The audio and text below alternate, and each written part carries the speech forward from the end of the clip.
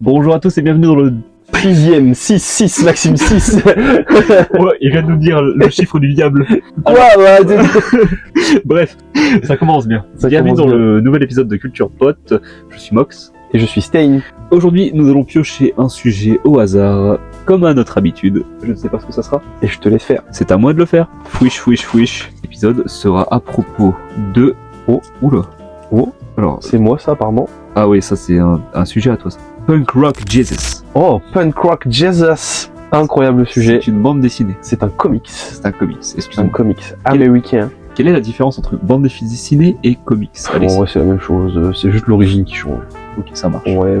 En fait, il y a des codes qui se respectent les uns les autres. Enfin, en franco-belge, par exemple, on va plutôt utiliser des ressorts humoristiques ou des formats qui vont changer. Mais globalement, ce qui définit ça, c'est plus la maison d'édition en soi, en fait. Pour le coup, BD Comics, ça se ressemble beaucoup par rapport au manga, où là, on peut à peu près un peu plus différencier. BD Comics, c'est vraiment plus, si t'as une maison d'édition qui fait du comics, bon, bah, tu feras du comics, et inversement, si tu fais de la BD, tu feras de la BD.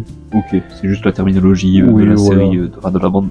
Et donc, Maison Punk Rock Jesus, qu'est-ce que c'est? Alors, j'ai beaucoup de trucs à dire sur Punk Rock Jesus, mais toi, je crois que tu connais que de nom. Oui, tu Je m'en t'en as ai déjà parlé. parlé. Je connais un peu les prémices, mais D'accord. sans plus. Et bah, c'est un épisode qui va trauma des gens, je pense. Ah oui, quand même. Punk Rock Jesus, bon, j'abuse un peu, pas forcément trauma, mais Punk Rock Jesus, j'appellerais même pas ça un comic, j'appellerais ça une expérience sociale à lire. Alors, vraiment. Ah oui. C'est particulier. C'est notamment fait par Sean Murphy, qui est devenu, en quelques années, après avoir lu quelques bouquins de lui, un de mes auteurs de comics préférés ever. Il est vraiment beaucoup trop fort, Sean Murphy. À part Punk Rock Jesus, le bouquin le plus connu qu'il ait fait, c'est la trilogie des Batman White Knight. Je suis pas non plus familier de ça, je sais pas. Est-ce que tu connais au moins le nom? Même pas, tu m'en as Bon pas alors on parlé. va faire un petit aparté White Knight alors, parce que j'ai découvert ça l'an dernier, et c'est juste devenu ma trilogie Batman préférée, enfin ma saga Batman préférée en termes de comics. Rien que ça. C'est vraiment un run de fou. Le concept de White Knight, il est très simple. Imagine, Maxime. Oui. T'es un citoyen de Gotham, Ça d'accord? marche. Un Là, citoyen là, lambda. là, là, là, je me balade dans Gotham City. Et demain, le Joker, il se présente aux élections présidentielles. Ah tiens, mais quel Voilà. joyeux petit luron, je vais En- voter pour lui. En gros, le concept de White Knight, si tu veux, c'est que le Joker a réussi à soigner sa maladie. Il est plus, c'est plus en zinzin. Ok. Il a pris ses médocs et tout. Et surtout, le Joker maintenant, il a la conscience de faire un procès à Batman. Et le Joker, il gagne ce procès. Donc en fait, voilà, il a accusé Batman de coups et blessures et surtout de dégradation de Gotham City. Concrètement, bah en vrai, il avait pas tort parce que bah, Batman, c'est un mec qui tabasse des gens qui ne vont pas bien psychologiquement. Donc finalement, c'est quelqu'un qui tabasse les minorités. C'est ça. Puis en plus, il le fait de manière illégale parce que c'est pas une autorité. Voilà, c'est un vigilante.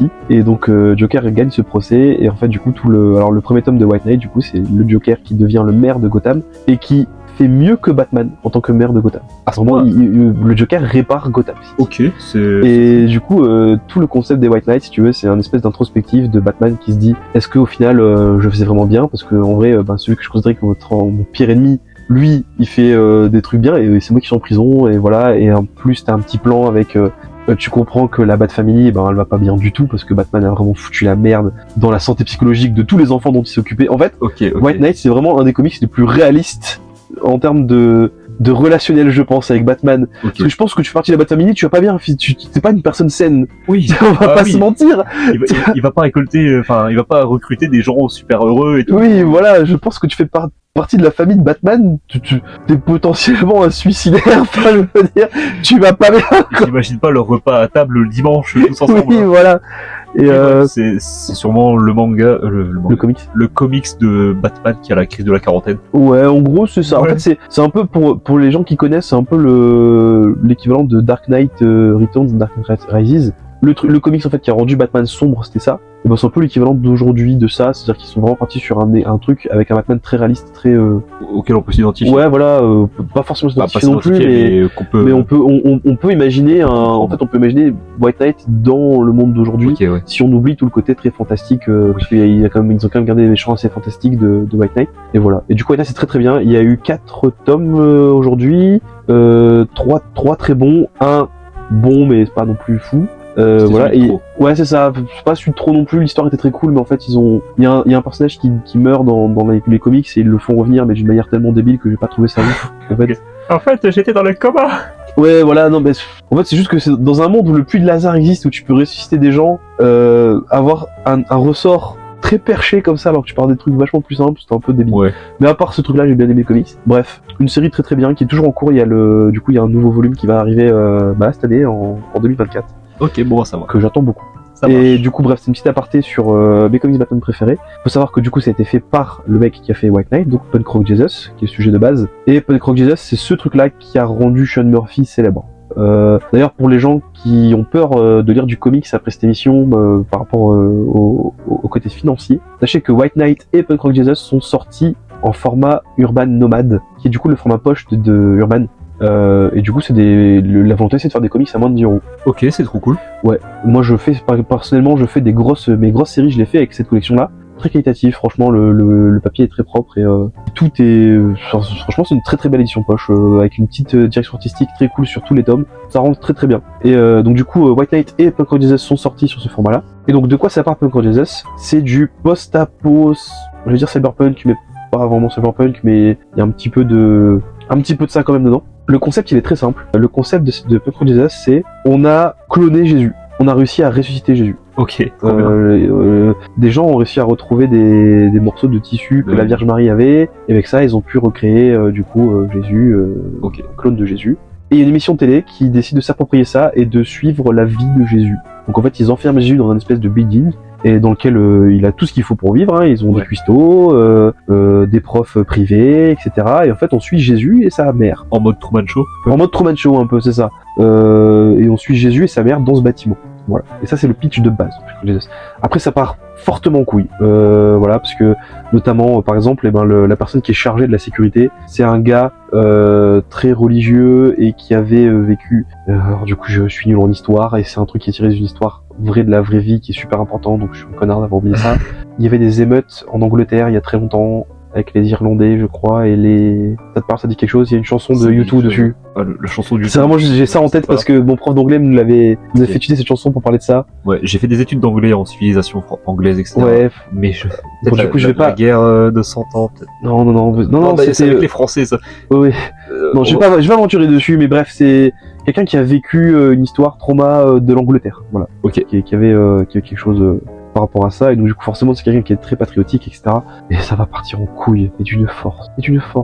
Et vraiment ce comics il est fou. Des petits trucs à savoir sur le comic qui sont plutôt sympas. Déjà c'est un comics full noir et blanc, c'est plutôt stylé. Ouais. Sean Murphy dessine très très bien, il a un style particulier, c'est très bizarre au début, ça fait peur un peu, mais c'est très brouillon, très croqué, très joli. Une anecdote que j'ai trouvé incroyable qui est dispo, je sais pas si c'est dispo sur la version nomade ce truc là, mais en fait sur la version que j'ai, qui est la version classique, il y a un petit intro du comics, et il faut savoir que Sean Murphy était religieux.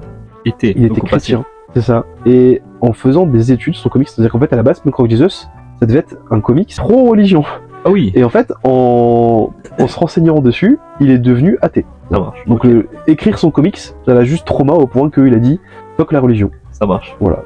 Donc c'est quand même quelque chose d'assez violent. Alors je dirais pas non plus, franchement pour l'avoir lu, il est super bien, il est très subversif, je n'irai pas jusqu'à dire que ça peut carrément faire changer de mentalité à quelqu'un qui est religieux. Ouais, mais peut-être les recherches qu'il a fait. Par contre les recherches qu'il a fait, voilà, je pense que c'est les recherches qu'il a fait qui l'ont vraiment trauma. Après il expliquait dedans que je crois que il avait fait un accident pendant ses recherches et il a eu un peu cette réville de c'est quelqu'un qui l'a sauvé, et il s'est pas dit c'est Dieu qui m'a sauvé, c'est une personne qui m'a sauvé.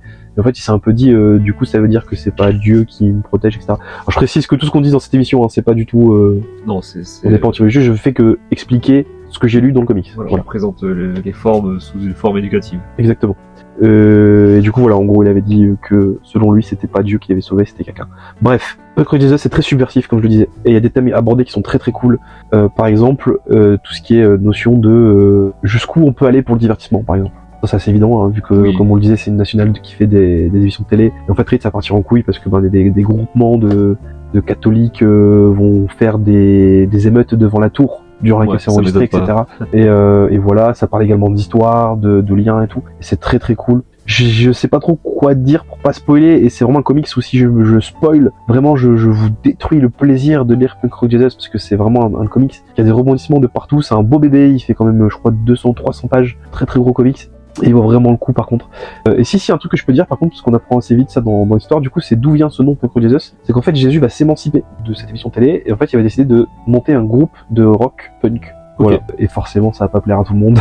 Ça va pas plaire à tout le monde, c'est clair. Du tout. Et du coup autre petit lien à faire, c'est il y a un concept autour de Punk Rock Jesus que je trouve très très cool, c'est qu'en fait, Sean Murphy, c'est un grand fan de rock et de metal, et il a construit ses chapitres de sorte à ce que, en faisant des stats et tout, tu vois, une personne classique, elle prend, j'en sais rien, admettons, je veux dire 5 minutes à lire son chapitre, et ben du coup, il a créé des playlists. Et en fait, à chaque chapitre, tu écoutes une chanson qui est dédiée au chapitre. Ok, C'est très cool, il y a du Marilyn Manson, il y a du U2, je crois, il y a plein de trucs, c'est très très cool, et j'aimais bien ce délire, et du coup, je l'ai lu avec cette expérience-là. Ok, Je l'ai lu comme ça, et c'est très très cool, ça te met bien dans l'ambiance. Ouais, c'est sûr, parce que ça transcende un peu juste le papier que t'as devant toi. Ouais, c'est ça. C'est une expérience plus que visuelle. Ouais, c'est ça. Et c'est vraiment, et Punk Rock Jesus, pour la petite histoire, c'est le comics qui m'a introduit à l'univers du comics. Alors j'étais déjà très intéressé par le comics à l'époque, parce que j'avais lu, moi, le truc qui m'a vraiment donné envie de dire du comics, c'est les jeux Batman Arkham, mais j'ai jamais acheté parce que ça coûtait beaucoup trop cher, le comics ça coûte cher.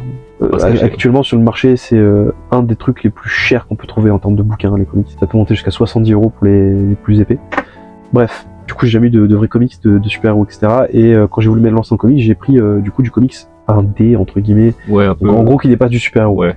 Il y a plein de trucs excellents, surtout chez Urban, pour le coup. Urban, c'est vraiment les darons du comics anti-super-héros. Vraiment, ils font que des... De toute façon, Urban, pour moi, c'est ma maison d'édition préférée.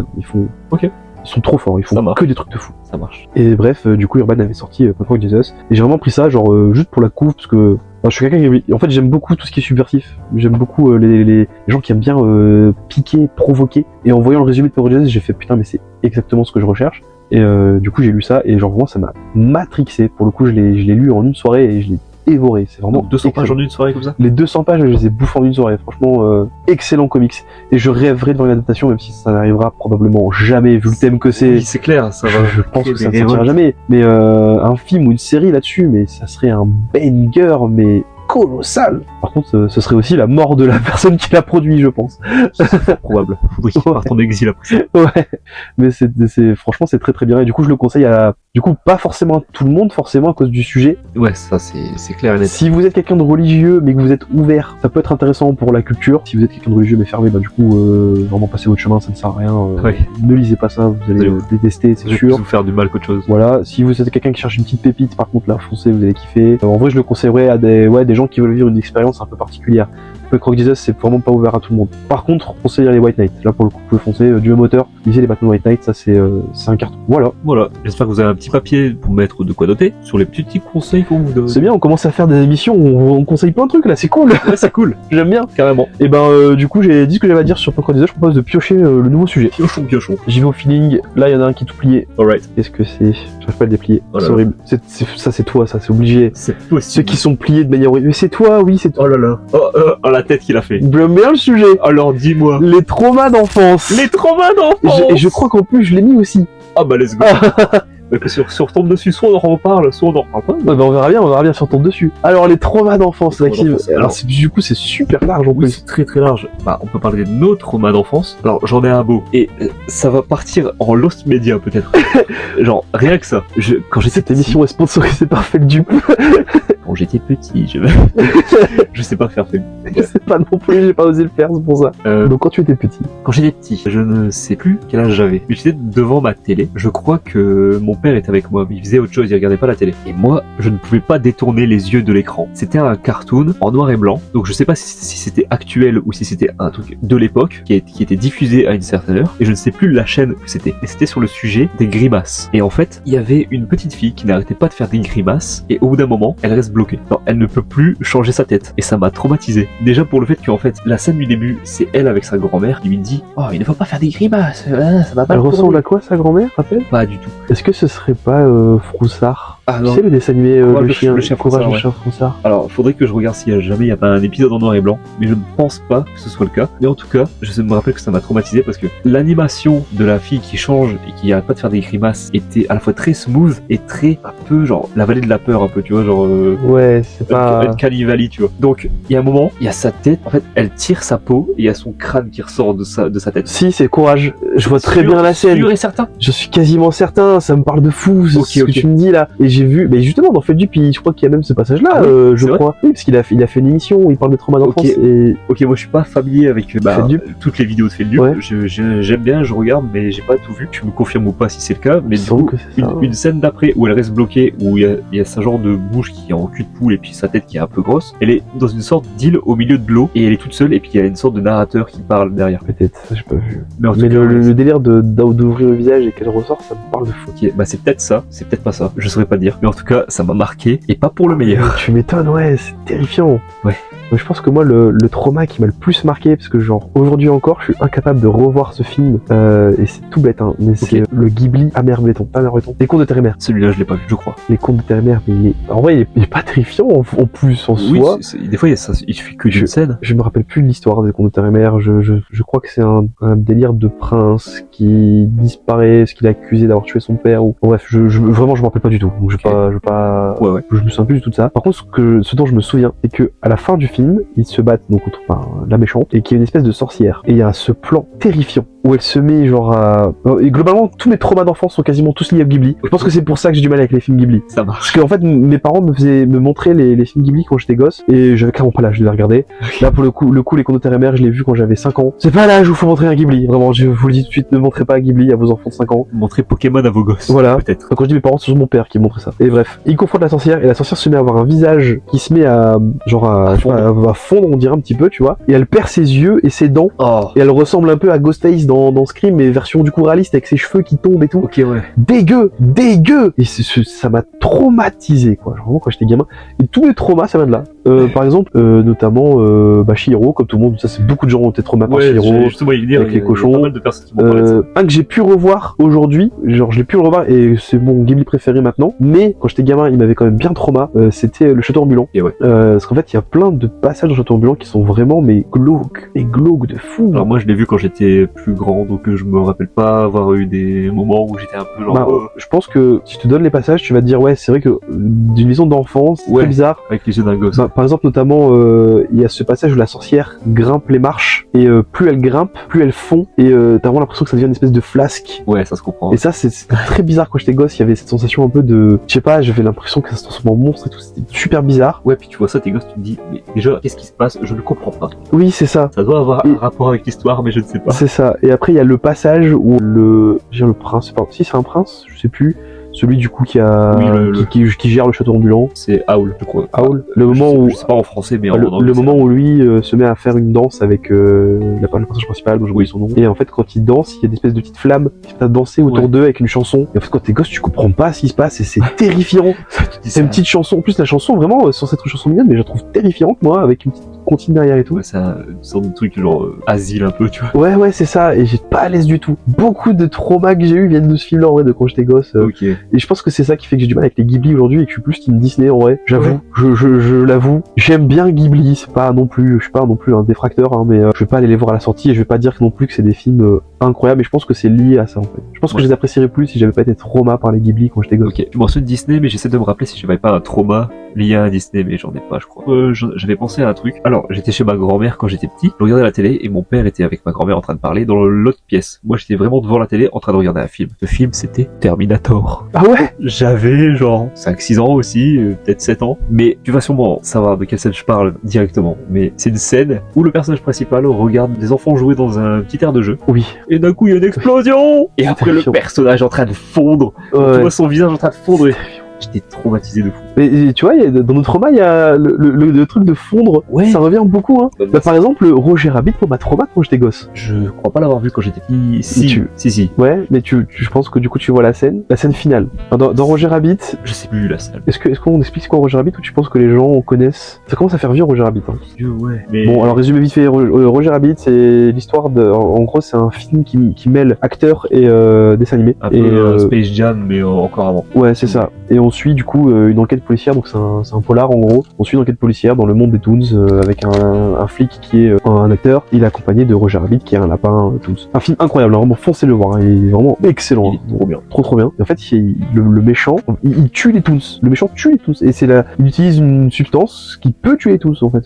Globalement, du coup, le twist du film en fait, c'est que les Toons peuvent pas mourir parce que c'est des Toons. Et le méchant utilise, j'ai oublié le nom de ce produit. Une trompette, je crois. La trompette. Ouais. La trompette. Il utilise la trompette pour tuer des gens. Et enfin des Toons. À la fin, il se retrouve lui-même dans la trompette. Ah ouais. Et il se met à hurler avec une voix très aiguë, terrifiante. Ok, ça qu'ils font. Je me souviens plus, mais je me rappelle juste d'une scène quand j'étais petit de ce film. C'est justement un personnage qui a un gant noir et qui prend la toune comme ça et qui le plonge. Bah oui, c'est le moment où on découvre la trompette. Ok. Tout simplement. Et du coup, le gant ressort, mais tout rouge, je crois. Ouais. Si dans mes souvenirs sont Ouais, exacts. c'est ça. Mais ouais, ça m'avait vraiment marqué. Je pense que Roger Rabbit, c'est pareil, c'est pas un film à mater à montrer à des. Ah, en non. tout cas, pas à des gosses en bas âge. Non, clairement. Tu le montres à un gamin de 10-11 ans, genre, pas avant. Et encore, même 10-11 ans, je suis pas sûr que. De nos jours, peut-être, ouais.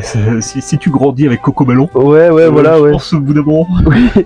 Ah ouais. Ça, c'était mes plus gros traumas. Après, j'ai eu quoi? Je réfléchis aussi parce que tu vas parler d'un trauma Disney. Est-ce que j'ai eu un trauma Disney? Je suis sûr que j'en ai eu un, mais je me rappelle pas, tu vois. Ah, je dirais pas que c'est des traumas en soi, mais il y a eu des films, qui m'ont un peu. J'avais l'impression que ça me parlait de trucs que j'étais pas censé voir à ce moment-là. Genre les Indestructibles. Aujourd'hui, c'est mon Disney préféré. Je pense que c'est mon Disney préféré aujourd'hui. Ouais. Bon, il y a plein de trésors au-dessus. Un de mes Disney préférés du coup.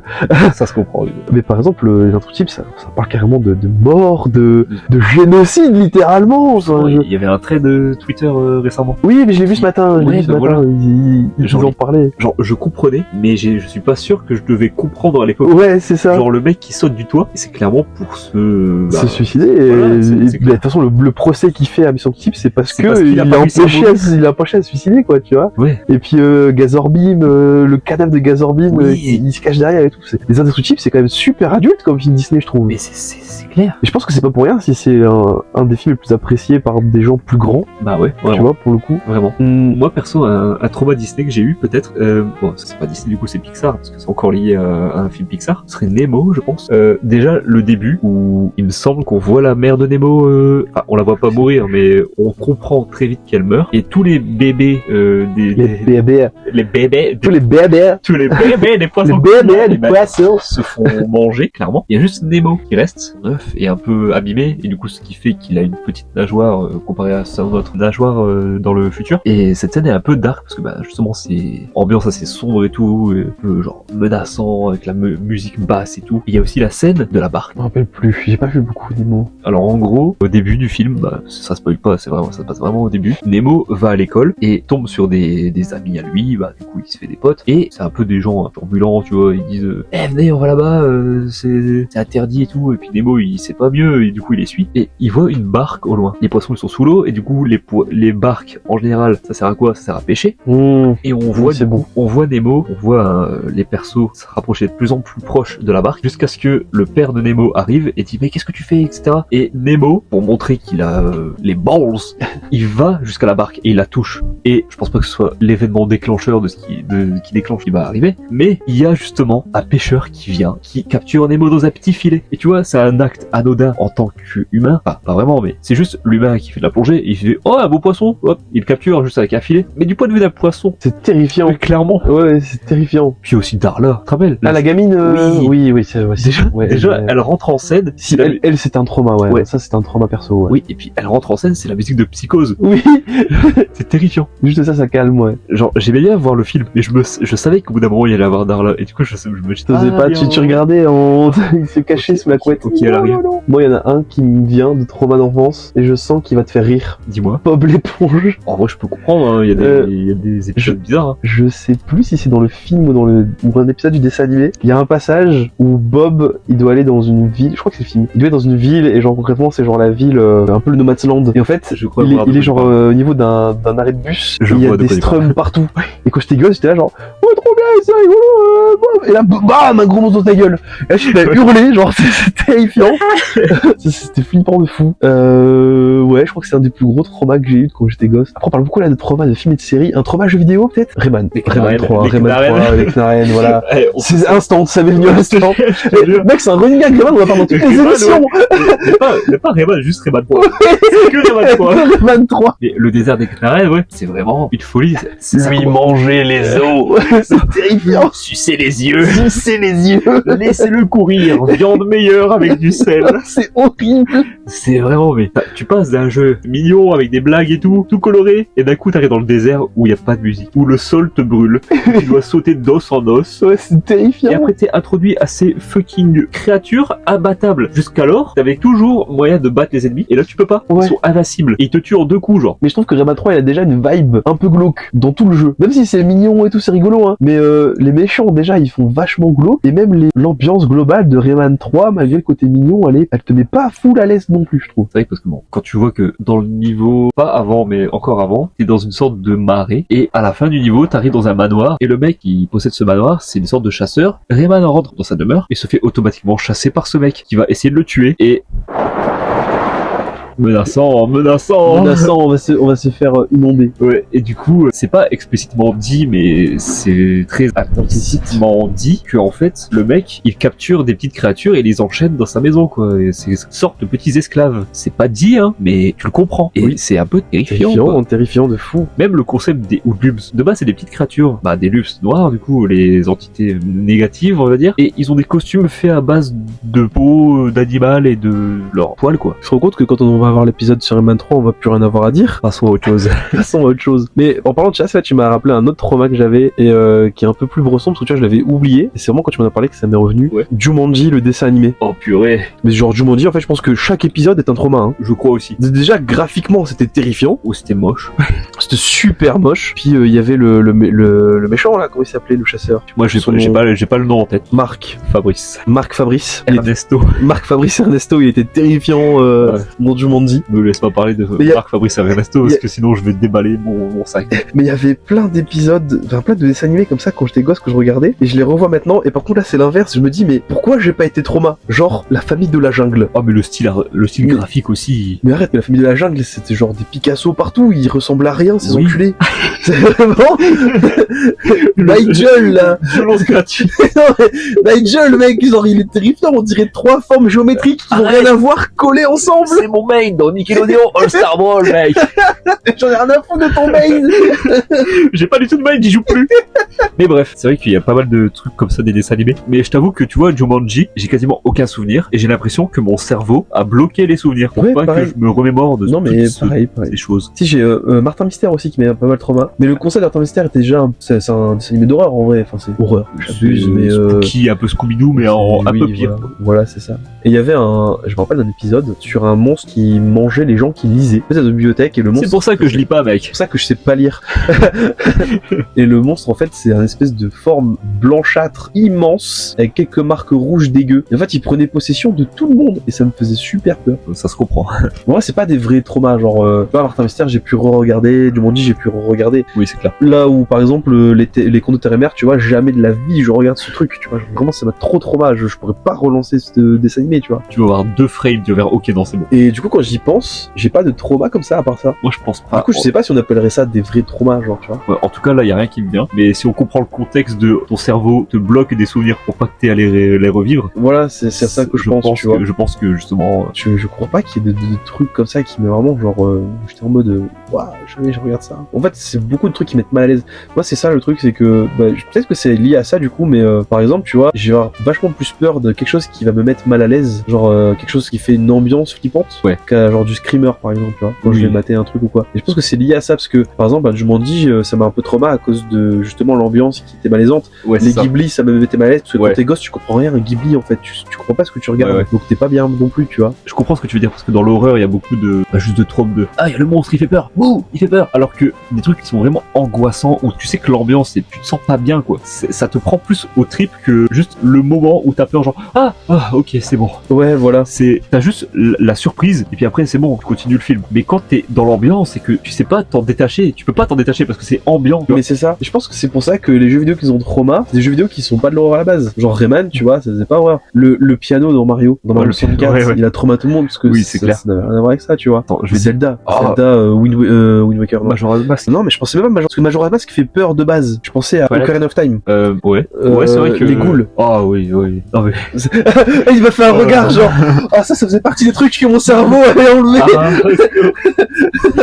Non, c'est vrai que les zombies, ils te crient dessus. Et le cri, il est terrible. En plus, le jeu vidéo est un média qui te permet justement d'expérimenter le monde en bougeant. Oui. Il y a un monstre, non seulement il fait un cri terrifiant, mais en plus il t'empêche de bouger. Oui. Il t'empêche de te mouvoir la catégorie principale des choses à faire dans un jeu vidéo. Ouais, il bloque la seule chose qui permettait de survivre à ce truc. De le fuir, et en plus il se rapproche très doucement de toi. En plus, ils peuvent pas te tuer ici. Il me semble que si, mais... C'est lent quoi, c'est genre concrètement t'as le temps de les esquiver à la base et du coup c'est juste encore plus fort. Ouais, c'est clair. J'avais pensé à un truc, mais j'ai oublié. C'est peut-être pas important au final. Un autre truc aussi qui m'avait pas mal, pas c'est trauma ou juste mis mal à l'aise, mais c'était dans l'Atlantide. À un passage du film, il y a un personnage, oula, ça par contre on va l'attendre je pense. L'Atlantide, il y a de l'eau qui tombe. L'Atlantide est en train d'arriver dans la caravane là. C'est magnifique. On va se faire démonter par l'eau. Ouais. Bref, il y a un passage dans l'Atlantide où un personnage chope des pouvoirs et en fait du coup tout le monde autour de lui chope des espèces de dieux bleus laser ultra bizarres et ça m'avait pas mal mis mal à l'aise aussi. Il faut encore que je le vois, mais j'ai toujours pas vu. Toujours pas vu. Non. Mais alors que t'es fan d'Alpette au Trésor. Ouais, je sais. C'est 2 films boudés par Disney qui sont trop bien et il faut absolument les voir. C'est clair, hein, mais bon. C'est juste ouf. Malheureusement, j'ai pas eu le. J'avais l'occasion, mais j'ai jamais eu l'impulse de le faire. Je suis déçu.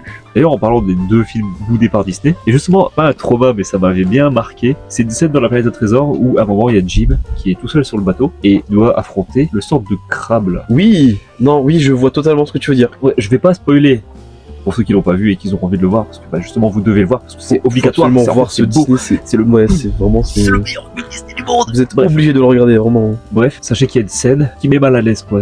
T'as peur. Tu te mets à la place du perso principal et tu te dis, je vais mourir. Ouais. Je vais décéder, quoi. C'était pas Yamb. Vraiment. C'était horrible. Mais voilà. Là, y a plus rien qui me vient. Si, moi j'ai un trauma. Je sais pas si on peut appeler ça un vrai trauma d'enfance parce que le problème c'est que je pense que je joue à ce jeu beaucoup trop jeune. Batman Arkham Asylum. Il y a un passage dans ce jeu où tu dois aller récupérer une espèce de plante dans un égout. Qui dit égout dans Batman dit Killer Croc. Aïe aïe aïe. Tu vois qui c'est toi? Un alligator. Vaguement ça te parle? Un crocodile. C'est un humanoïde. Croco. Croc. Et en fait lui on te l'introduit au début du jeu. Dans, t'as déjà vu l'introduction de Batman Arkham ou pas du tout?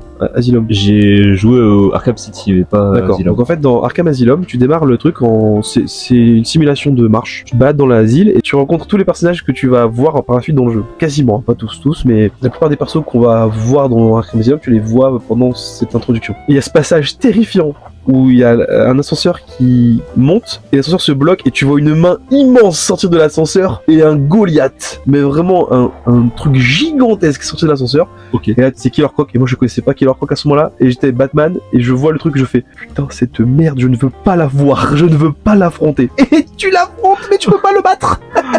C'est un des pires boss. À chaque fois que je me refais les jeux, je les refais régulièrement. Ouais. Ça fait partie vraiment de mes jeux préférés et je les refais souvent. Et ce passage-là, à chaque fois que je le refais, me terrorise toujours autant. Alors que je connais les tips pour jamais l'affronter et l'esquiver et tout, mais je suis quand même terrifié. Et en fait, du coup, le passage, c'est que tu vas aller chercher une plante qui est dans les égouts. Et donc, comme je reviens là où je voulais en venir, Killer Croc est dans les égouts. Et en fait, tu marches une espèce de plaque. Donc, en fait, t'as un chemin qui est déjà tracé, presque tracé. C'est ça qui est encore plus terrifiant. C'est qu'en fait, on te fait à peu près comprendre où tu dois aller, mais c'est pas non plus clair. T'as genre 2-3 chemins différents que tu peux prendre. Et tu sais très bien qu'il y a un des 3 chemins qui tu vas devoir faire demi-tour, etc. Et c'est un chemin fait en palette posé à même les égouts, tu vois. Donc, tu te balades en tant que Batman dessus et tout. Et des fois, comme ça, sans prévenir, par surprise, Killer Croc sort et te saute dessus, un screamer. Mais c'est un screamer constant. Ah oui. Tu sais qu'il est là, tu sais qu'il va te sauter dessus, tu sais pas quand ni comment, et en fait le jeu te fait croire que tu peux ne pas retomber dessus parce que il y a une fréquence sonore. En fait, il vient te voir si tu fais trop de bruit, donc tu marches tout doucement, tu sais. Et en fait, t'as une petite jauge avec le compteur sonore. Et en fait, du coup, tu sais que tu dois pas dépasser la petite jauge. Sauf qu'en fait, ça sert à rien. Voilà, pour avoir fait le jeu, il est tout le temps là, peu importe le bruit que tu fasses. Ok. Il y a toujours un moment où il va te sauter dessus. Et il est terrifiant. Et il revient, c'est un running gag, parce qu'il faut savoir qu'il il revient dans Arkham City. Mais c'est un easter egg. Il y a un passage dans Arkham City où tu te retrouves pareil dans des égouts, je crois que c'est de la Syrie. Tu vas passer par les égouts et en fait si tu t'amuses avec un batarang télécommandé, tu peux diriger le batarang, Ouais. tu t'amuses à balancer sur des boutons au pif, il y a un bouton qui est planqué dans le jeu. Et en fait, en tant que joueur, t'es là genre il y a un bouton, il ouvre quelque chose, tu vois. Surtout que t'as appris depuis le début du jeu, tu apprends à reconnaître ce bouton et tu sais que ce bouton là, il active forcément quelque chose. Ok. Du coup, forcément tu t'amuses avec ton batarang, j'ai fait un AVC, pardon. T'essayes plein de trucs pour toucher le bouton, tu te rends compte que ça marche jamais, tu mets des trucs électriques et tout, et en fait c'est juste qu'à force d'appuyer sur le bouton, au bout d'un moment, Killer Croc sort en screamer et tu sautes dessus. Trop bien. Ouais, c'est trop stylé. Genre, t'es content d'avoir trouvé les boutons maintenant? Ouais, c'est trop ça. C'est ça que tu voulais? Je te jure, c'est trop ça. Et du coup, ça c'était très très cool. Voilà, juste un gros trauma que j'avais d'enfance.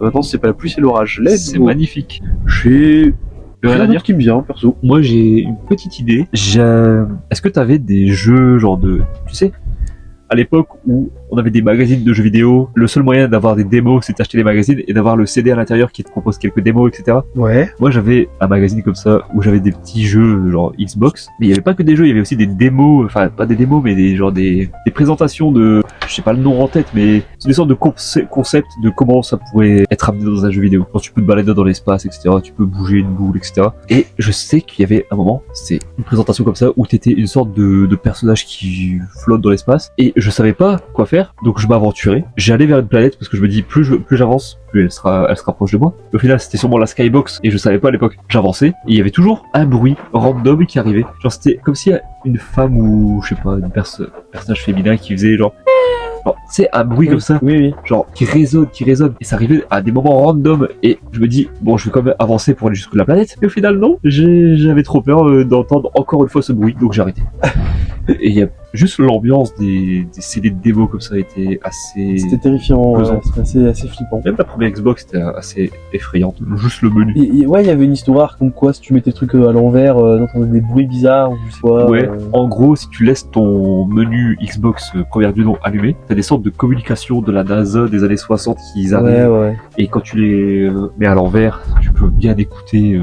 Si admettons t'es gosses, tu vas t'allumes ta console, je vais aller aux toilettes avant, tu reviens, t'entends. Je pense que ça fait peur. Je pense que ça fait peur. Terrifiant. Et je l'ai pas vécu. Enfin, je l'ai vécu, mais du coup tard, donc c'est pas un vrai trauma d'enfance. Mais je me suis mis à la place de moi en gosse si j'avais découvert ça. Il y a aussi le truc, il est très très connu. Je crois que c'est un des traumas les plus connus du monde. Ouais. Celui de Psychonauts.